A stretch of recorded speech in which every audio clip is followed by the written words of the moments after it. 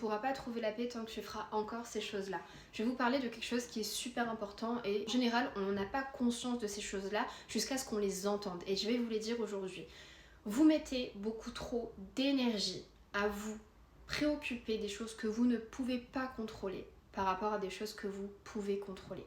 Vous savez quoi? Les choses que vous ne pouvez pas contrôler, c'est la vie des gens, ce que pensent les gens, ce que disent les gens de vous, la maladie, la météo, la mort malheureusement, ce qui se passe dans le monde, les injustices, la méchanceté.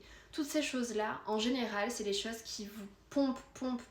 Quand on dit on est fatigué mentalement, très souvent, justement, c'est parce qu'on se focus sur des choses qu'on ne peut pas contrôler. Donc c'est de la fatigue mentale vu que physiquement on ne peut rien y faire.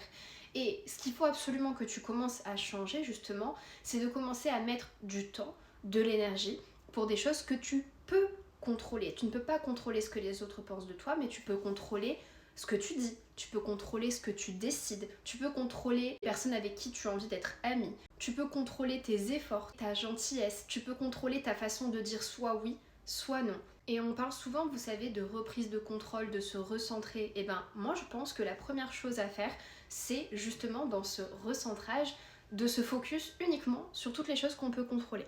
Que ce soit dans nos efforts, dans nos attitudes, dans nos limites, mais dans tout ce qui fait que vous êtes vous et que vous ne pouvez contrôler absolument que ce que vous faites vous.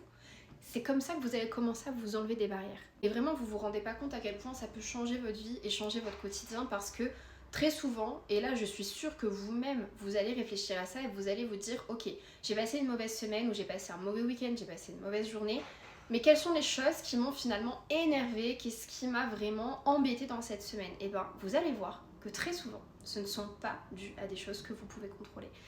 Ou alors, vous pouvez à l'inverse être énervé de choses que vous n'avez pas faites, mais que vous étiez dans la possibilité de faire, comme quand vous n'êtes pas allé au sport, vous n'êtes pas allé faire ce déjeuner chez votre grand-tante où ça fait un an que vous devez y aller.